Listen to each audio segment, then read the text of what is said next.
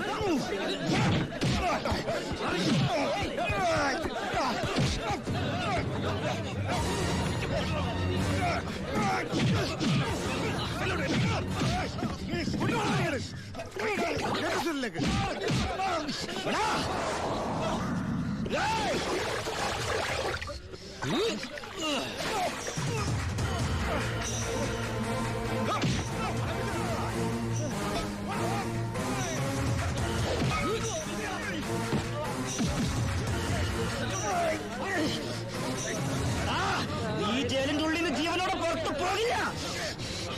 നിന്നെ കൊല്ലും ഞാൻ. നീ കരുതിരുന്നോ? നിന്നെ വിടില്ല, നിന്നെ വിടില്ല.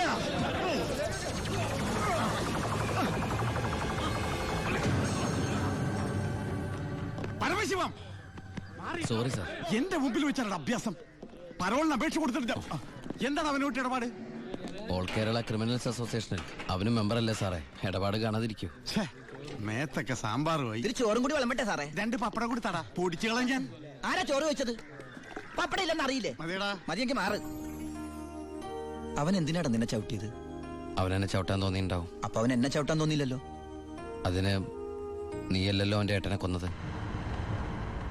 നീ ഒരാളെ കൊന്നു എനിക്ക് വിശ്വസിക്കാനാവുന്നില്ല. കേട്ടുമടുത്തിട്ടുള്ള സാധാരണ പ്രശ്നം തന്നെ എന്റേത്. പക്ഷേ ഒരു നോർമൽ ആൾക്കുണ്ടാകാവുന്ന ഏറ്റവും വലിയ പ്രശ്നം സാമ്പത്തിക ബാധ്യത. കടം കൊണ്ട് നിൽക്കക്കള്ളിയില്ലാതെ ആത്മഹത്യയുടെ വക്കത്തെത്തി എന്റെ കുടുംബത്തെ എങ്ങനെയെങ്കിലും രക്ഷിക്കണമെന്ന ഉദ്ദേശത്തോടെ ഞാൻ നാട് വിടാൻ തീരുമാനിച്ചു. ഒരു രാത്രി എങ്ങോട്ട് പോണെന്നറിയാതെ നാഷണൽ ഹൈവേയിൽ ഞാനങ്ങനെ നിന്നു. ഈ സമയം ദൂരെ നിന്ന് ദേവദൂതനെ പോലെ ഒരു ടാങ്കർ ലോറി വരുന്നത് ഞാൻ കണ്ടു.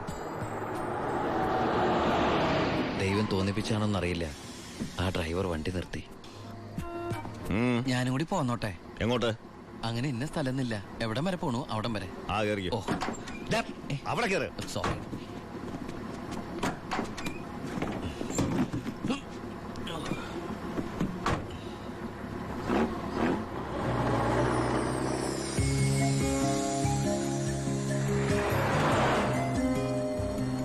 എങ്ങോട്ടാ? പോലീസ് പിടിച്ചില്ലെങ്കിൽ എത്തേണ്ടടുത്തെത്തും. പോലീസോ? അതെന്താ എന്റെ വണ്ടിയില്? സ്പിരിറ്റ്. സ്പിരിറ്റോ?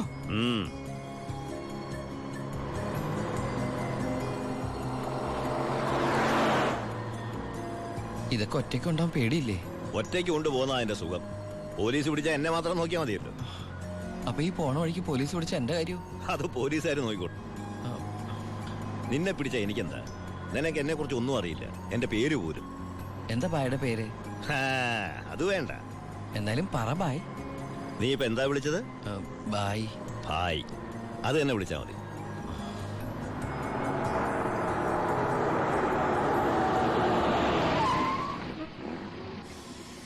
എന്താ നിർത്തിയത്? എന്നെ ഇറക്കി വിടാനാണോ? ഏയ്, ദാ പുണ്യാളന് നേർച്ചയിട്ട പാതി അങ്ങേര് നോക്കിക്കോളൂ. പോവോ?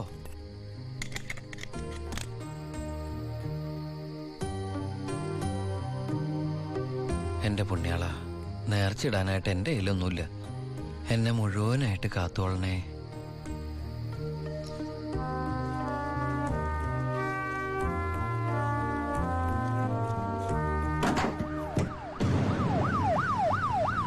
പോലീസ് അയ്യോ,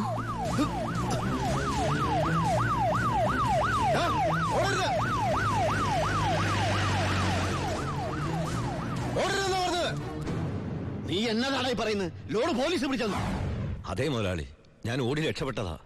ഇതിലെന്തോ ചതിയുണ്ട് ചേട്ടായി. കൊച്ചു മുതലാളി എന്നെ സംശയിക്കരുത്. വർഷം കുറെ ആയില്ല ഞാൻ നിങ്ങളുടെ കൂടെ ആയിട്ട്. എത്ര വർഷമായാലും നീ കള്ളപ്പണിയല്ലേ ചെയ്യണത്? കള്ളൻ എന്നും കള്ളൻ തന്നെയാടാ. ഇതേ ലക്ഷങ്ങളുടെ ഏർപ്പാടാ. ബേബി കുഞ്ഞേ, ചേട്ടോ, ചേട്ടാ സത്യം പറ, ഞങ്ങളുടെ ലോറിയിലൂടെ എങ്ങോട്ടാ മറിച്ചു വിറ്റത്? ഇയാളുടെ മോന്ത കണ്ടാലറിയാം 10 കാശ് കയ്യിൽ കിട്ടിയിട്ടുണ്ടെന്ന്. നമുക്ക് പോലീസ് പരാതിപ്പെടാൻ പറ്റില്ലല്ലോ. സംഗതി സ്പിരിറ്റ് അല്ലേ? ഇവനെ കൊണ്ട് സത്യം ഞാൻ പറയിപ്പിക്കാം. പറയടോ. ഞാൻ പറഞ്ഞത് സത്യമാ. നീ പറയില്ലല്ലേ? പറയടോ. ലോഡ് ആർക്കാ നീ മറിച്ചു വിറ്റത്? കുഞ്ഞേ,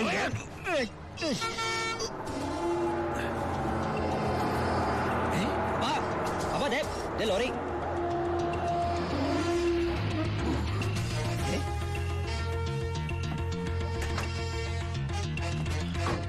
നല്ല ആളാട്ടാ.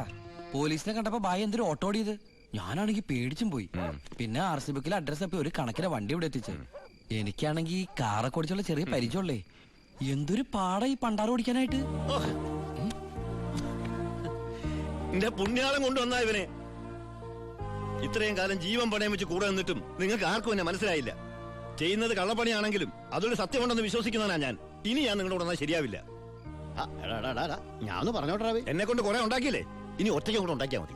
എടാ ചാണ്ടിച്ച, അപ്പാ ഇയാള് പോണേ പോട്ടപ്പാ. ഇയാളെ ചത്ത നമ്മള് ബിസിനസ് ചെയ്യില്ലേ? ഡാ.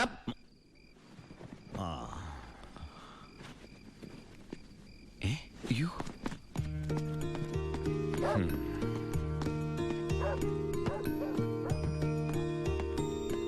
നീ എങ്ങോട്ടാ? ബായി എങ്ങോട്ടാ? എങ്ങോട്ടെങ്കിലും. എന്നാ ഞാനും എങ്ങോട്ടെങ്കിലും. വാ. ബായി സത്യമുള്ളവനാണെന്ന് എനിക്ക് തോന്നി. ഞാൻ അയാളുടെ കൂടെ കൂടി. ബായിക്ക് ഭാര്യയുണ്ട്, മകനുണ്ട്. മകനെന്ന് പറഞ്ഞ ബായിക്ക് ജീവനാ. ശിവന് കുറച്ച് ചോറിട്ടോടടി. ശിവനല്ല, ഉണ്ണി.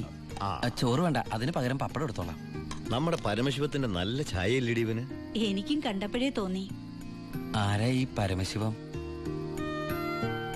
പണ്ട് ലോറി താവളത്തിൽ നിന്ന് കിട്ടിയതാ അവനെ. പിന്നീട് എനിക്ക് എന്റെ സ്വന്തം അനിയനെ പോലെയായി. 4 കൊല്ലം മുമ്പ് ഒരു ലോറി ആക്സിഡന്റിൽ അവൻ. ഇന്ന് വഴിയോരത്ത് നീ നിൽക്കണ കണ്ടപ്പോ ഞാൻ അവനെ ഓർത്തുപോയി. അതാ നിർത്തിയത്. എന്നെ ആ അനിയനായിട്ട് കണ്ടൂടെ? അതിനെന്താടാ ശിവ?